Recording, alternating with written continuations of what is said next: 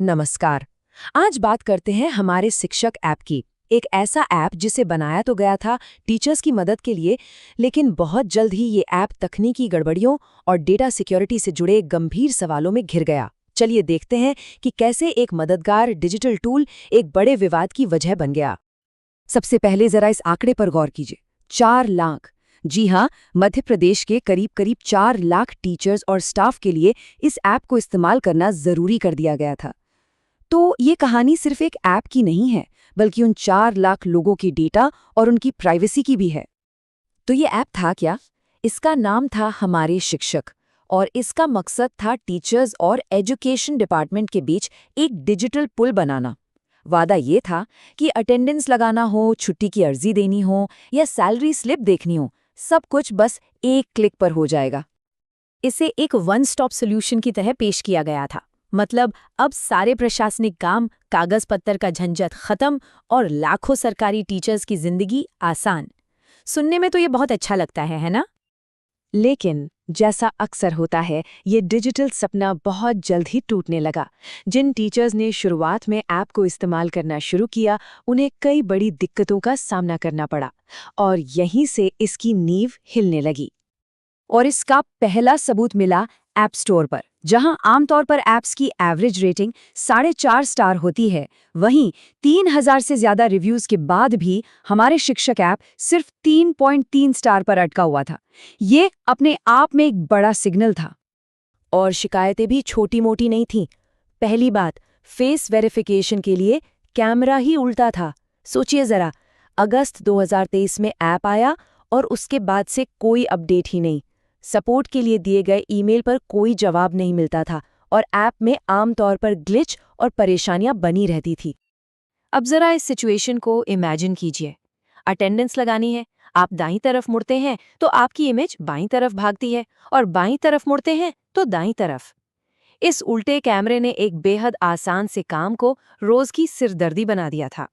लेकिन रुकिए, ये दिक्कतें तो सिर्फ शुरुआत थीं। असली प्रॉब्लम तो तब शुरू हुई जब लोगों ने ऐप की डेटा पॉलिसी पर ध्यान दिया। वहां जो बातें लिखी थीं वो बहुत कंफ्यूजिंग और चिंताजनक थीं। और यहीं पर एक बहुत बड़ा विरोधाभास सामने आया। एक तरफ तो ऐप स्टोर पर डेवलपर कहता है हम कोई डेटा इकट्ठा नहीं करते, और ठीक उसी के नीचे लिखा है डेटा को डिलीट नहीं किया जा सकता। ये तो सीधी सी बात है, सवाल तो उठेगा ही कि भाई अगर कोई डेटा लिया ही नहीं जा रहा तो फिर उसे डिलीट न कर पाने की बात क्यों हो रही है। इस एक सवाल ने ही ये शक पैदा कर दिया कि यूजर्स की जानकारी के साथ आखिर हो क्या रहा है। अब मामला सिर्फ डेटा पॉलिसी का नहीं रह गया था। अब सवाल उठने लगे थे खुद ऐप की असलियत पर, कि इसे बनाया किसने है और ये कितना भरोसेमंद है। और फिर एक और रेड फ्लैग सामने आया, ऐप का डोमेन। देखिए, जितनी भी सरकारी वेबसाइट्स होती हैं वो .gov.in पर खत्म होती हैं। ये एक तरह से सरकारी पहचान है, लेकिन ये ऐप एक नॉर्मल .in डोमेन पर था जिसे कोई भी खरीद सकता है। कहानी में एक और मोड़ तब आया जब डेवलपर की पहचान खंगाली गई। ऐप स्टोर पर नाम था एक भारतीय संस्थान राजीव गांधी शिक्षा मिशन का, लेकिन असल में ऐप को बनाने वाली कंपनी थी एक अमेरिकन प्राइवेट फर्म GoNative.io। और यहीं से ये कहानी एक साधारण खराब ऐप से निकलकर राष्ट्रीय सुरक्षा से जुड़े एक बेहद गंभीर मुद्दे में तब्दील हो जाती है। तो सबसे बड़ी चिंता की बात ये थी कि भारत के सरकारी कर्मचारियों का इतना सारा सेंसिटिव डेटा एक विदेशी कंपनी के पास था। इससे डेटा सॉवरेनिटी का सवाल खड़ा होता है। मतलब, क्या देश का अपने नागरिकों के डेटा पर कंट्रोल है भी या नहीं? और जब सोर्स मटेरियल में और गहराई से देखा गया तो एक और चौंकाने वाली बात पता चली। इस ऐप को बनाने वाली कंपनी के जो डायरेक्टर ऑफ इंजीनियरिंग थे, उनकी पढ़ाई लाहौर, पाकिस्तान के एक कॉलेज से हुई थी।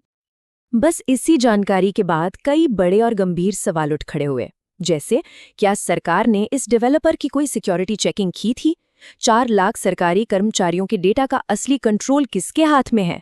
और सबसे बड़ा सवाल, क्या ये सिचुएशन देश की सुरक्षा के लिए कोई खतरा पैदा करती है?